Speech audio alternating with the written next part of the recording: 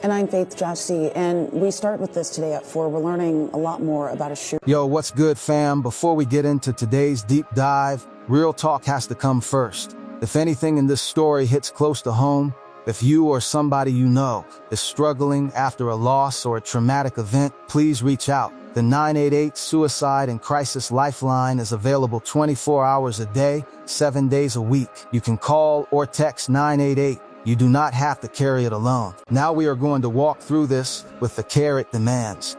We are learning a lot more about a shooting that killed a 14-year-old and sent a 12-year-old to the hospital. 21 Savage has reacted after his young nephew tragically took his own life, and the circumstances surrounding this loss are far more devastating than most people realize. Just that fast, the boy had made a decision in the middle of overwhelming fear and guilt. He probably sat up there and thought about going to jail, about people ridiculing him, about everybody saying this and saying that, and he could not take it. A 14-year-old boy is gone. His little sister is in a hospital bed fighting to survive. And a family that was already deep in grief before any of this happened is now being asked to bury someone else they love. The full story involves a chain of heartbreak that no headline can capture. And 21 Savage's response to it all has left people at a loss for words. Here is what we are breaking down today. We are going to talk about who this young man was, what his real relationship with 21 Savage looked like, and the heartbreaking sequence of events that unfolded in Stockbridge, Georgia. We are going to get into the losses this family had already been carrying before this happened, because that context changes everything. We are going to cover the condition of his younger sister, how 21 Savage responded, and why this story has resonated so deeply with people far beyond the hip-hop world. Stay with us, because this one deserves the full picture. Behind the name recognition, behind everything you think you know about the story from the headlines, there is a grandmother raising her voice from the deepest pain a person can feel. There is a 12-year-old girl lying in a hospital bed fighting for her life. There is a community in Stockbridge, Georgia that woke up one Wednesday afternoon and will never be the same. And there is a 14-year-old boy named Seven whose story deserves to be told with the care and the respect that it demands. Now, before we even talk about the tragedy itself, let us talk about who 21 Savage is as a person, not just as an artist.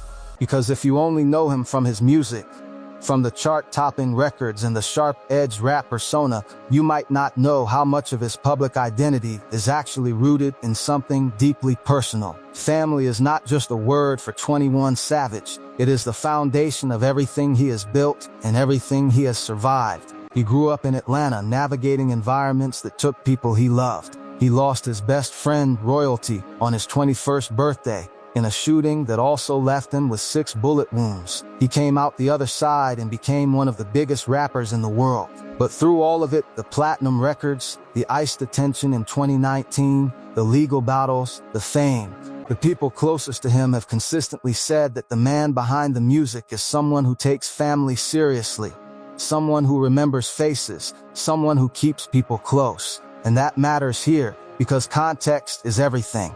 21 Savage is someone who has spoken openly in interviews about how the trauma of his early life shaped his entire worldview.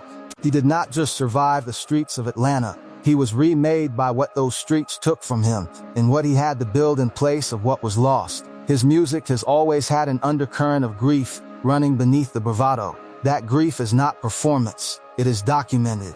It is real. So when a new loss enters his orbit, especially a loss involving a young person, especially a loss that connects the specific horrors of gun violence and mental health crisis, it is not hitting a man who is unfamiliar with pain. It is hitting a man who already knows exactly how deep that well goes. So when family members describe Seven Shirley as being like a nephew to 21 Savage, that is not just a loose connection being used to generate attention. That is a relationship rooted in real proximity, real love, and real history.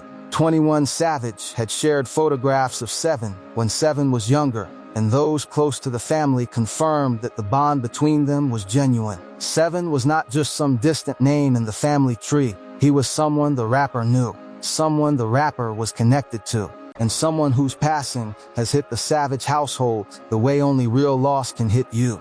Savage Shirley was 14 years old. His grandmother, Sharon Smith, had been raising him since he was 11 months old. Let that land for a second. 11 months old. Sharon Smith was not just his grandmother in the technical sense. She was his primary caregiver, his home base, the person he showed up for every single day. Family members described Seven as a young man who was devoted to her. According to his grandmother herself, she said there was nothing in this world he would not do for her. He would push her wheelchair when her body was giving her trouble. He would show her love without hesitation. He was by every account a child who loved deeply and was loved deeply in return. And that is who was at the center of this tragedy. Not a stranger, not a cautionary tale, a 14-year-old boy who pushed his grandmother's wheelchair and called her his everything. Now let us talk about what happened, because the facts of this case are public. They have been reported by local news outlets, including 11 Alive and WSB-TV in Atlanta, and the family has spoken openly about their account of events. On a Wednesday afternoon in Stockbridge, Georgia, on Lakeview Place, Seven Shirley was inside the family home when a handgun was discharged. Investigators and family members both indicate the shooting was accidental. Seven's 12-year-old sister, Lyric Shirley, was struck in the neck. She was transported to a hospital immediately. First responders arrived on scene and found a scene that no one should ever have to see. Neighbors told local reporters they watched paramedics working on Lyric near the front door of the home. For Seven, those moments after the gun went off must have been unbearable. The family has been open about what they believe he was feeling. His grandmother, Sharon Smith, spoke publicly, and her words were as raw and real as anything you will hear. She said she believed that Seven sat in that moment and thought about what was going to happen next, the consequences, the way people would react, the way he would be seen. She said in her own words that he probably thought he was going to jail, that people were going to ridicule him, and according to those who were there, he could not take it. Seven died by suicide that same afternoon. He was 14 years old. When Henry County authorities responded to the scene, they found Seven with a fatal gunshot wound. His sister Lyric was transported to the hospital in critical condition.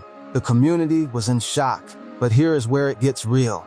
And this part of the story is something that every single person watching needs to understand. Because what Seven was carrying in that moment was not just the weight of that afternoon. He had been carrying something much heavier for much longer, and nobody had been able to reach him in time to help him set it down. Weeks before that Wednesday in Stockbridge, the Shirley family had already been torn open by loss. Seven's cousin, 13-year-old DeMarcus Shirley, had been killed in a drive-by shooting in DeKalb County. DeMarcus was spending the night with friends when the shooting happened. He was 13 years old, a child gone, and Seven knew him. Seven grew up near him. Seven had to absorb that loss the same way the rest of the family did, except Seven was 14 and still figuring out how to be in the world. That is two young people from the same family, both teenagers, both gone within weeks of each other. The Shirley family was already in mourning when this happened. They were already grieving DeMarcus when Seven picked up that gun. They were already in a kind of pain that most families never experience once, let alone twice in a single month. And according to family members, that was not all. Reports indicate that Seven had also recently lost a close friend from his community to gun violence. And here is the detail that pulls everything together. Family members told reporters that Seven purchased that handgun off the street for approximately $200 shortly after his friend was killed. Think about what that tells you about where his head was. He was a grieving 14-year-old who had just watched someone his age get taken by the streets, and his response was to try to protect himself. That is not a criminal mind. That is a scared kid trying to navigate a world that had already taken too much from him. So within a compressed window of time, a period that should have been summer, should have been ordinary, should have been 14-year-old things, Seven had lost his cousin to a drive-by, lost a close friend to community violence, armed himself out of fear, and was carrying all of that grief without the kind of support that could have helped him set it down. The weight on that child's shoulders was real. It was documented. It was known to people around him, and it ultimately became too much. Mental health professionals who speak broadly about situations like this one, not about Seven specifically, but about the pattern, are consistent about what accumulated trauma does to a young person's brain. Adolescents do not process grief and fear and guilt the same way adults do. Their decision-making systems are still developing. The prefrontal cortex, the part of the brain responsible for impulse regulation, long-term thinking, and consequence assessment, is not fully formed until a person is in their mid-20s. That is not an excuse for any behavior. It is a biological fact that helps explain why a teenager in a sudden moment of overwhelming panic and guilt is not operating with the same emotional toolkit as an adult. When you stack loss on top of loss on top of loss, and then add a sudden traumatic incident into the middle of all of that, the emotional response can escalate to a crisis point faster than anyone around that young person can recognize or respond to. Experts consistently note that young people who have experienced repeated community violence, who have lost loved ones suddenly and violently, are at significantly elevated risk for mental health emergencies. The research is clear, the community conversations are clear, and the Shirley family is now living proof of why those conversations matter. What makes this dimension of the story especially painful is that Seven was not invisible to the people around him. His grandmother knew him. His family knew him. He was described as warm, devoted, connected. He was not someone who had been abandoned or forgotten. He was someone who was loved and present. But love alone, as real as it is not always enough to interrupt a mental health crisis when it hits. That is not a failure of the family. That is the reality of what community trauma does when it goes unaddressed at a systemic level. The family did not have the resources, the timing, or the warning to intervene in those moments. And Seven did not have the language, the tools, or the emotional experience to find another path through what he was feeling. That gap between what a grieving young person needs and what is actually available to them in the community is where tragedies like this one live. Now, let us talk about the question that Sharon Smith asked publicly, and it is the question a lot of people have been asking since this story broke. How did Seven get the gun? Family members told reporters that they have been informed Seven allegedly purchased a handgun on the street for approximately $200. $200. A 14-year-old boy in Stockbridge, Georgia was reportedly able to acquire an illegal firearm from the underground market for $200. And the family wants the community to sit with that, not as a political statement, not as a talking point, but as a reality, because Seven is not the first young person in this country to get access to a weapon through informal channels. And he will not be the last unless something changes. 21 Savage's own statement following the news spoke directly to this. The rapper did not issue a lengthy formal public announcement in the immediate aftermath, but he did share something, and the words he chose are significant. He wrote about preparing for Seven's homegoing celebration. He addressed the public directly and asked for privacy on behalf of his family during what he called an incredibly difficult time. He asked for prayers for Lyric, describing her as fighting for her life. And then, and this is the part that cut through the grief and said something directly to the community, he called on people to help get guns off the streets. He said too many young lives are being taken. That was not a political campaign. That was a father figure. That was a man who watched a 14-year-old he loved go down a road that ended in tragedy, and who used the only platform he had to say something that mattered. Real talk. That statement from 21 Savage reflects something about who he is that a lot of people do not always see in the public eye. This is a man who came up in the same streets, who knows what it means for a young person to have access to something they should not have, who has been shot himself, who has lost people himself, and who still, even in the middle of his own grief, turned around and spoke to the community about what needs to change. That takes something. That takes character. Meanwhile, Lyric Shirley has been fighting. The family confirmed that she underwent multiple surgeries involving her neck and vocal cords. At the time of reporting, she had already gone through 3 surgical procedures. Her family is by her side. She is a 12-year-old girl who experienced something that no child should ever go through, and she is recovering in a hospital while simultaneously processing the loss of her older brother. The emotional and physical weight on Lyric is something the family has asked the public to keep in prayer, and rightfully so. The family has not shared a projected timeline for her return home, and that is their business to share when and if they choose to. But let us sit with that for a second, fam. Lyric is 12 years old. She woke up that Wednesday as a kid. She went through what she went through in a matter of seconds. She went into surgery. She went through 2 more surgeries after that. And somewhere in the middle of recovering from a gunshot wound to the neck, she found out her brother was gone. That is a weight no adult could carry easily. For a 12-year-old, it is uncharted emotional territory. The family has asked for prayers for Lyric's healing, physical healing, and everything else that is going to have to come after it. The road ahead for her is long, and the Shirley family is walking it with her one day at a time. Whatever your beliefs are, send something in her direction. She deserves a full recovery and a future that is bigger than what this week tried to take from her. What the family has shared publicly is a request, a specific, clear, deeply human request. They are not asking for attention. They are not asking for media coverage. They are asking for privacy. They are asking for prayers, and they are asking their community to do something about the pipeline that puts illegal guns in the hands of children. That is their message coming out of this tragedy. Honor our loss by doing something that protects the next family. The public response to this story has been wide. People across social media and across the hip-hop community expressed grief and sympathy the moment the story broke. Artists sent condolences. Community members in Stockbridge came forward to speak about Seven and his family. Mental health advocates used the moment to amplify resources and conversations about what youth and traumatized communities need. Not tomorrow, not after the next tragedy, but right now. The story resonated because it is not abstract. It is not a statistic. It is a grandmother. It is a little girl with 3 surgeries. It is a 14-year-old who loved the people around him and was breaking under the weight of what he had seen. But here is where it gets real. The reaction from everyday people. From strangers who had never heard the name Seven Shirley before this week was something different. There was something about this story that stripped away all the noise and just left people sitting with the weight of it, because the details are not sensational. They are heartbreakingly ordinary in the worst way possible. A kid got access to a gun. An accident happened in a moment.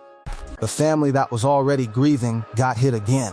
That is a story that is playing out in communities across this country over and over and over again. And most of the time it does not reach this many people because there is no famous name attached to it. The Shirley family's tragedy broke through in a way that a lot of similar families' tragedies do not. And the hope, if there is any hope to find in a story like this, is that the people who heard about Seven will now hear about the next family before they become a headline. Sharon Smith's voice has been the emotional anchor of this story. And if you have not heard her speak, her words carry everything. She described Seven in terms of who he was to her, the child who showed up for her, the child she raised from infancy, the child whose love was unconditional. And in the same breath, she described the impossibility of understanding how this happened, the pain of losing someone that fast, the questions that do not have good answers. She also went on record asking how a 14-year-old was able to get his hands on a gun in the first place. That question is not rhetorical. It is the central thread running through everything the Shirley family has said publicly since the story broke. They are grieving, yes, but they are also demanding accountability from the community, from the systems around these children, and from anyone who has the power to make it harder for a scared teenager to buy a weapon on the street for $200. She is a grandmother in grief, and she has chosen to speak publicly, not because it is easy, but because she wants people to understand what her family has lost and what this community keeps losing. And that brings us back to 21 Savage. Because at the end of the day, that is the name that drew many of you to this video. And that is the name that now carries a different kind of weight. 21 Savage is one of the most recognizable rappers on the planet. He has 4 consecutive #1 albums. He has survived things that would have broken most people. And right now he is planning a homegoing celebration for a 14-year-old he called his nephew. That is where the story lands. Not in a chart position, not in a beef. In a funeral home in Georgia, in a hospital room where a 12-year-old is fighting. In a grandmother's house where Seven's absence is everywhere at once. Fame does not protect you from this. Success does not insulate you from this. The grief that hits a family when a child is gone hits just as hard whether your name is known around the world or not. And the circumstances that led to Seven being in that position, the access to illegal firearms, the accumulated community trauma, the gaps in mental health support for young people who have seen too much, those are not unique to the Shirley family. Those are conditions that exist in communities across this country. And the fact that it takes a tragedy connected to a famous name for those conversations to reach a broader audience is itself something worth thinking about.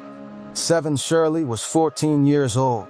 He pushed his grandmother's wheelchair. He loved his family without conditions. He was connected to one of the biggest artists in hip-hop, not as a storyline, but as a real relationship between real people.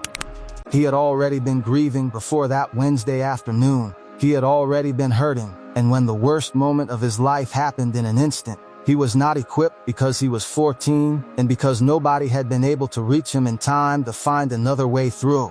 So what does 21 Savage reacting to this actually look like? It looks like a man who put out a statement not about himself, but about Lyric. It looks like a man who asked for privacy during the most painful stretch of his personal life. And it looks like a man who, in the middle of all of that grief, still pointed at the systemic issue and asked his community to do better. That is the reaction. Quiet, intentional, heavy.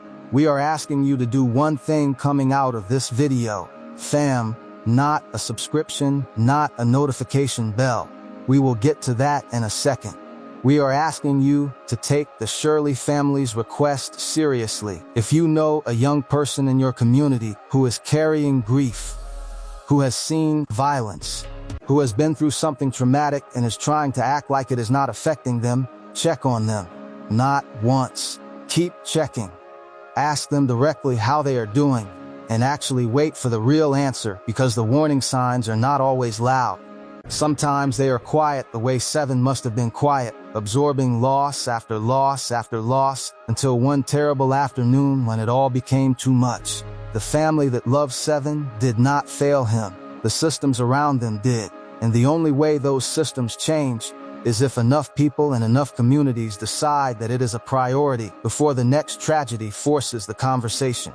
Rest in peace, Seven Shirley, 14 years old, gone too soon, and deserving of every conversation this story has started. Prayers for Lyric on her recovery, physical and emotional. Prayers for Sharon Smith and the entire Shirley family navigating an unimaginable season of loss. And prayers for 21 Savage as he moves through this grief the same way the rest of his family does. One day at a time, carrying something no amount of fame makes lighter. If any part of this story is sitting heavy with you right now, please reach out to someone you trust. The 988 Suicide and Crisis Lifeline is there if you need it. Call or text 988 anytime, any day. You do not have to carry it alone. Drop your thoughts in the comments. Tell us how you feel about this story and what conversations you think need to happen in communities dealing with youth trauma and gun access. This one matters, and if you are not already subscribed to this channel, hit that button and turn on notifications, because we cover stories like this one with the depth and the respect they deserve. We will see you in the next one.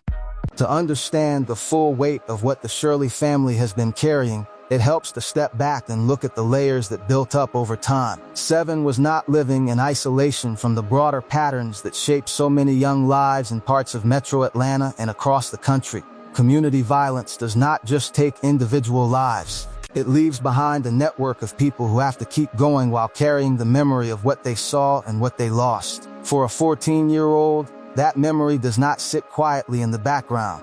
It can reshape how the world feels, how safe the streets seem, how much trust can be placed in the idea that tomorrow will be ordinary. When DeMarcus was killed in that drive-by, the family did not simply lose a cousin. They lost another child from the same generation, another face that Seven had grown up seeing at family gatherings, another reminder that age offers no protection. And then the additional loss of a close friend layered on top of that created a density of grief that most adults would struggle to process, let alone a teenager whose brain is still wiring itself for long-term thinking. Sharon Smith has spoken about the everyday devotion Seven showed her. That detail is not incidental. It paints a picture of a young person who understood responsibility, who understood care, who found purpose in looking after the person who had looked after him since he was a baby. Raising a child from 11 months old means you become the constant in their world.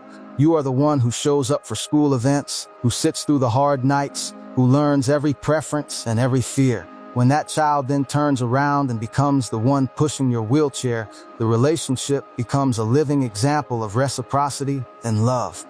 Losing that presence is not just losing a grandchild, it is losing the rhythm of daily life, the voice that called out from the next room, the hands that helped without being asked. Sharon Smith's public comments carried that weight. She was not speaking as a distant relative. She was speaking as the person whose home had been Seven's home for nearly his entire life. The accidental nature of the shooting itself adds another layer of complexity to the grief. Accidents involving firearms in the home are a documented reality across the United States, and they often leave survivors and witnesses with a particular kind of guilt and shock. For Lyric, the physical recovery is only the beginning. 3 surgeries on the neck and vocal cords mean she is dealing with pain, with possible long-term effects on her ability to speak or swallow, and with the knowledge that her brother is no longer there to share the recovery with her. A 12-year-old does not have the emotional vocabulary or the life experience to unpack trauma of that magnitude on her own.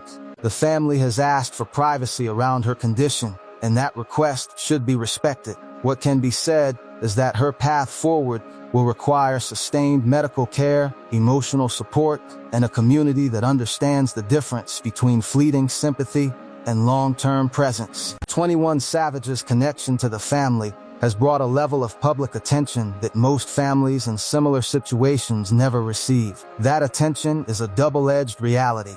On one hand, it has allowed the story of Seven and Lyric to reach people who might otherwise never have heard their names. On the other hand, it places the family under a spotlight at the exact moment when they most need space to grieve. The rapper's decision to speak carefully, to focus on Lyric's recovery and on the broader issue of guns in the hands of young people reflects an understanding of that tension. He did not turn the moment into a platform for personal narrative. He pointed outward, toward the systems and the street-level realities that make these tragedies possible. That choice carries weight because it comes from someone who has lived inside the same environments that produce both the music and the losses. The question of how a 14-year-old obtained a handgun for $200 is not unique to Stockbridge. Underground markets for firearms exist in many communities, and they thrive on the combination of demand, limited access to legal channels for certain people, and the absence of consistent intervention.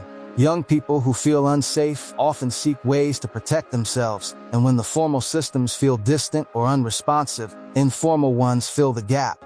The result is a cycle in which the very tools that are meant to create safety become the instruments of further harm. Breaking that cycle requires more than individual family efforts. It requires coordinated work across neighborhoods, schools, law enforcement, and community organizations that can offer both prevention and meaningful alternatives for young people who are carrying fear. Mental health support for adolescents who have experienced repeated loss is another critical piece. The research is consistent. Exposure to community violence increases the risk of depression, anxiety, post-traumatic stress, and suicidal ideation. Access to care, however, is uneven. Many families lack nearby providers who understand the cultural and economic realities of their neighborhoods. Wait times can be long.